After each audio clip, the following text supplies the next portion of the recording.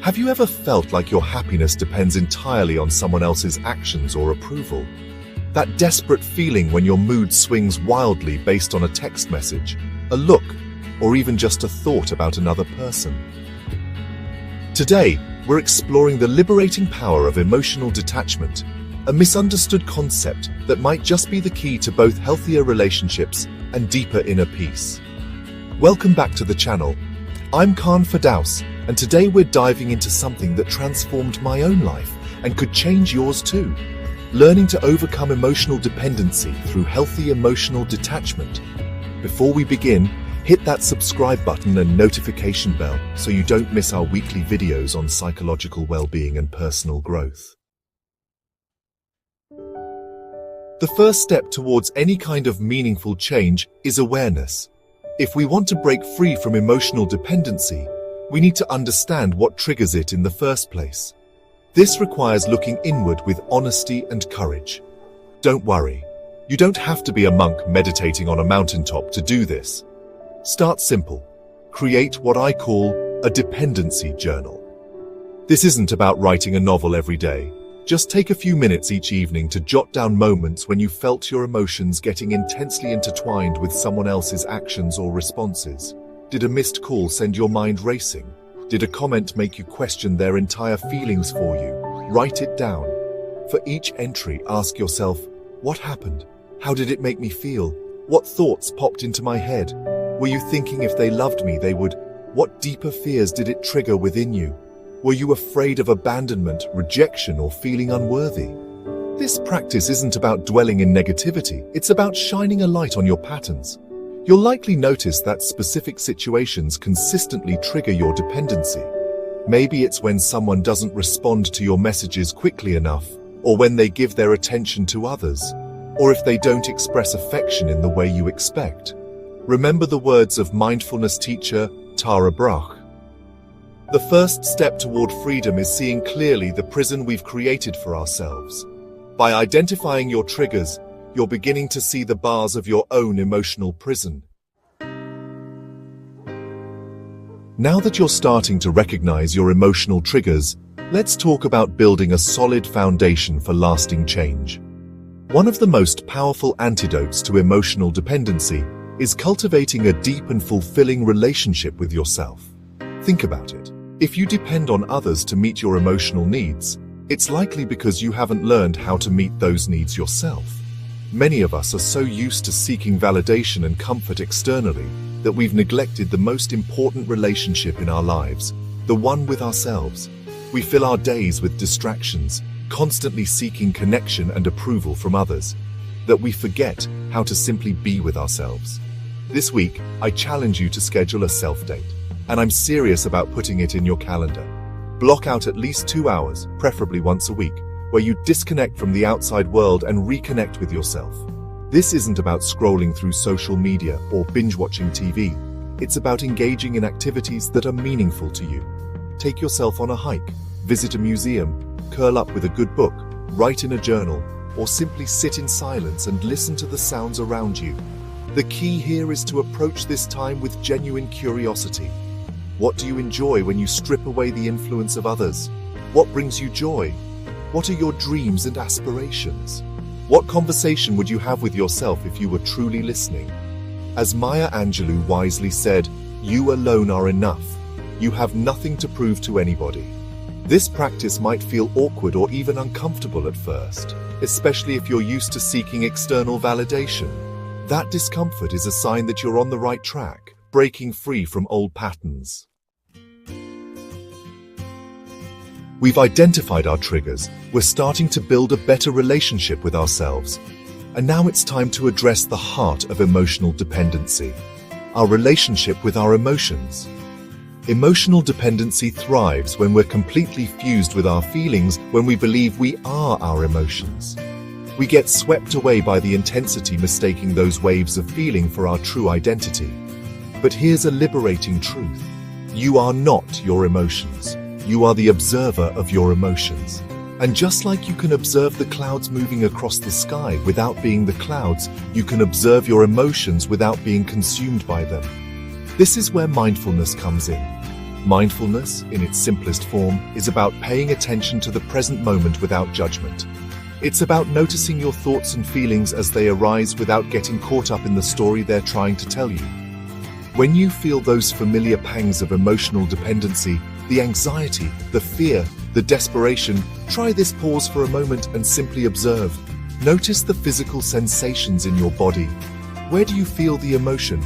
Is your chest tight? Is your stomach in knots? Now observe your thoughts. What's running through your mind? Are you catastrophizing, imagining worst-case scenarios? Are you personalizing, assuming the other person's actions are all about you? The key here is to observe without judgment. Don't get caught up in analyzing or judging your emotions. Just notice them. Acknowledge their presence, and then gently redirect your attention back to the present moment. This practice creates space between you and your emotional reactions, allowing you to respond from a place of clarity and strength rather than reacting from a place of fear and insecurity. Chapter 4. Set healthy boundaries. As we continue building your emotional independence, let's talk about a crucial aspect of any healthy relationship: setting boundaries. Boundaries are essentially the limits we set for what we will and will not accept from others. They are a way of communicating our needs and protecting our well-being.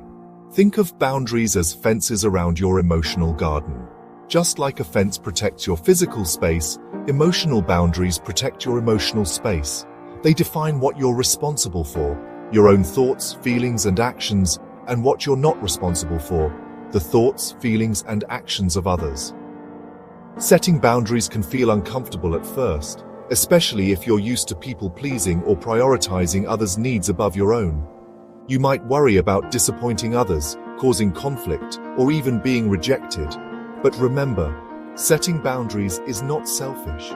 It's self-care. It's about valuing yourself and your needs enough to say no when you need to and to prioritize your own well-being. Start by identifying areas in your relationships where your boundaries might be weak or non-existent. Are you constantly bending over backwards to please others, even if it means sacrificing your own needs? Are you allowing others to dictate your time, energy, or emotions? Once you've identified these areas, it's time to start setting clear and firm boundaries. This might mean saying no to requests, setting limits on your availability, or simply communicating your needs more assertively. Remember, setting boundaries is a process, and it takes practice. Don't be afraid to make adjustments along the way. As we journey towards emotional freedom, it's important to remember that we don't have to do it alone. In fact, surrounding ourselves with the right people can make all the difference. The company we keep has a profound impact on our thoughts, feelings, and behaviors. If you're surrounded by people who enable your emotional dependency, it's going to be much harder to break free. On the other hand, if you cultivate a supportive social network, a circle of people who uplift and empower you, you'll find the strength and encouragement you need to thrive. Take a look at your current relationships. Do the people in your life support your growth and independence? Do they respect your boundaries? Do they encourage you to be your best self? Or do they drain your energy, create drama, or make you feel worse about yourself? If you find that some of your relationships are no longer serving you, it might be time to make some changes. This doesn't necessarily mean cutting people out of your life entirely, although in some cases that might be necessary. It might simply mean setting healthier boundaries, spending less time with certain people, or seeking out new connections. Look for people who embody the qualities you admire: strength, independence, compassion, authenticity. Seek out relationships that are based on mutual respect, trust, and support. Surround yourself with people who lift you up, inspire you, and challenge you to grow. Remember, you deserve to be surrounded by people who celebrate your journey towards emotional freedom. As we delve deeper into cultivating emotional detachment, it's crucial to remember that this is an ongoing journey, not a destination. It's not about achieving some perfect state of detachment, but rather about cultivating a more mindful and balanced way of relating to ourselves and others. And one of the most effective ways to navigate this journey is through regular self-reflection. Think of self-reflection as a kind of emotional check-in. It's a time to pause, turn inward, and examine your thoughts, feelings, and behaviors. It's about becoming more aware of your patterns, triggers, and progress. There are many ways to engage in self-reflection. Journaling is an excellent tool for processing your emotions and gaining clarity. Take some time each day to write down your thoughts and feelings. What are you grateful for? What challenges are you facing? What are you learning about yourself? Meditation is another powerful practice for cultivating self-awareness. Even just a few minutes of quiet reflection each day can make a world of difference. Find a comfortable seat, close your eyes, and focus on your breath. Notice the rise and fall of your chest, the sensation of the air entering and leaving your nostrils. As thoughts arise, simply acknowledge them and gently guide your attention back to your breath. Remember, self-reflection is not about self-criticism. It's about approaching yourself with curiosity, compassion, and a desire for growth. As we reach the end of our exploration of emotional detachment, it's important to acknowledge that this journey can be challenging, and it's okay to ask for help along the way. If you find that you're struggling to overcome emotional dependency on your own, don't hesitate to seek professional help. A therapist or counselor can provide you with the tools and support you need to navigate the complexities of your emotions, understand the root causes of your dependency, and develop healthier coping mechanisms. Remember, seeking professional help is a sign of strength, not weakness. It takes courage to acknowledge when you need support, and it's a testament to your commitment to your own well-being. A therapist can provide a safe and confidential space for you to explore your feelings, challenge negative thought patterns, and develop healthier relationship patterns. They can help you uncover any underlying issues that might be contributing to your emotional dependency, such as past trauma, attachment wounds, or low self-esteem. Don't let stigma or shame prevent you from seeking the help you deserve. Reaching out to a mental health professional is a powerful step towards creating a more fulfilling and emotionally independent life. As we conclude our journey into the power of detachment, remember that emotional freedom is an ongoing practice, not a one-time achievement. Be patient with yourself, embrace the ups and downs, and celebrate your progress along the way. If you found this video helpful, please give it a thumbs up and share it with anyone who might benefit from it. Your support helps me continue creating content that empowers others to live more fulfilling lives. Don't forget to subscribe and hit the notification bell for more videos on psychological well-being and personal growth.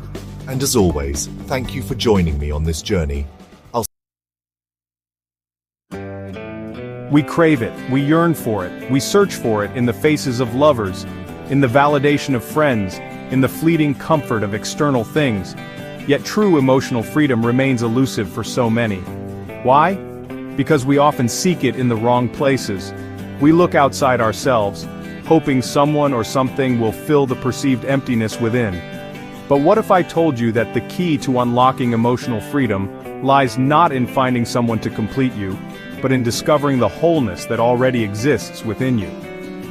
In this video, we're going to explore 7 powerful strategies for cultivating emotional detachment, not as a way to become cold or distant, but as a pathway to experience more authentic connection, deeper self-love, and unshakable inner peace. This isn't about suppressing your emotions or becoming indifferent to the people you care about. It's about learning to experience the full spectrum of your emotions without becoming entangled in their grip.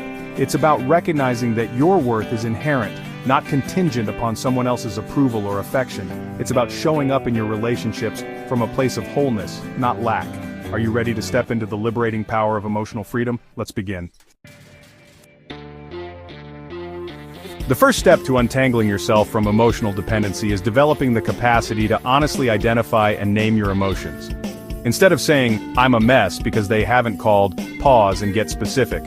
"I'm feeling anxious because they haven't texted back, and it makes me worried that I did something wrong." By putting words to our emotional experience, we bring it from the shadows of our subconscious into the light of awareness, where we can begin to understand and work with it more effectively. Remember, the goal isn't to judge or shame yourself for feeling what you feel. simply to acknowledge it with compassionate curiosity. Emotions aren't just abstract concepts we think in our heads. They manifest as very real physical sensations in our bodies. Anxiety might feel like a tightness in your chest or a knot in your stomach. Sadness might feel like a heavy weight on your shoulders or a lump in your throat. Take a moment to tune into your body and notice where you feel the emotion most strongly. What are the physical sensations accompanying this feeling? Are you experiencing warmth, tingling, pressure, or tension? As you explore these sensations, approach your body with the same gentle curiosity you would offer a friend. The key insight of this practice is recognizing that emotions are temporary experiences happening within you, not who you are. Just as clouds pass through the sky without becoming the sky itself, emotions can move through your awareness without defining you. You are the vast, open sky of awareness, and your emotions are the weather patterns moving through. Sometimes the weather is stormy, sometimes it's calm, and sometimes it's a mix of both. But no matter the weather, the sky remains unchanged, whole, and free. Chapter 4. Drawing the Line. The Power of Healthy Boundaries. Boundaries are the invisible lines we draw to protect our physical, emotional, and mental well-being. They are essential for healthy relationships and emotional freedom because they teach others how to treat us.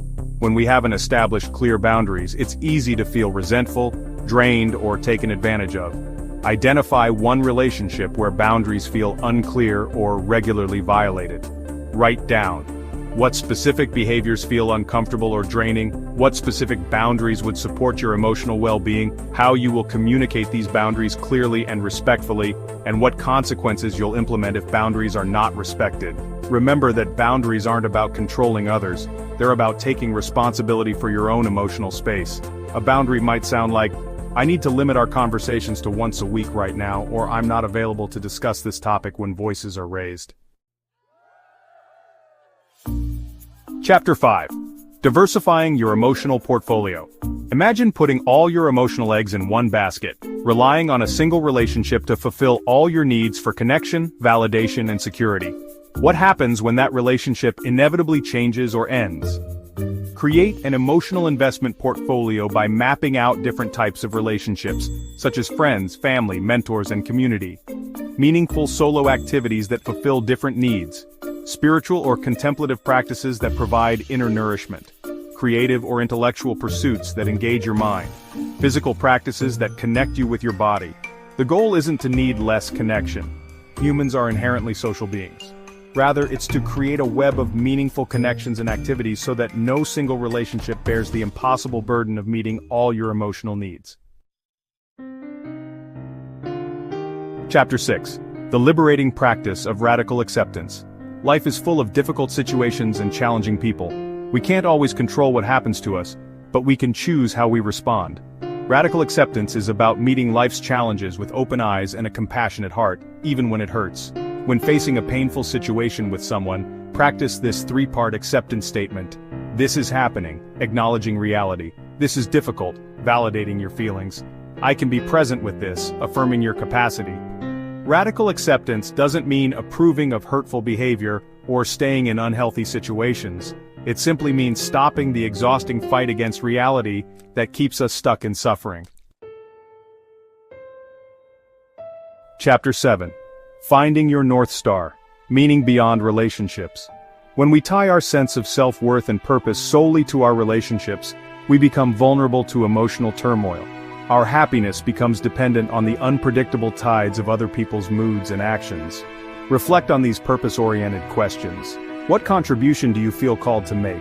What injustice moves you to action? What brings you a sense of flow and timelessness?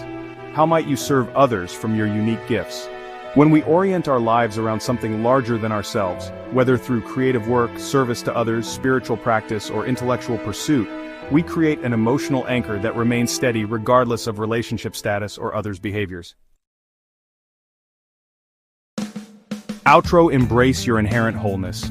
I want to end with a truth that took me years to understand. No one else can make you whole because you were never broken to begin with. Your worth isn't determined by anyone's response to you. Your peace doesn't depend on another person's actions. As you practice emotional detachment, you're not becoming less loving. You're becoming more authentically loving because your love becomes a choice rather than a desperate grasp for validation. If you found value in this video, please give it a thumbs up and share it with someone who might benefit. Drop a comment below sharing which of these strategies resonates most with you or what challenges you've faced with emotional dependency. And if you want to dive deeper into building emotional resilience and authentic relationships, check out our playlist on emotional freedom, linked in the description. Until next time, remember that true freedom comes not from finding the perfect person to complete you, but from discovering the completeness that already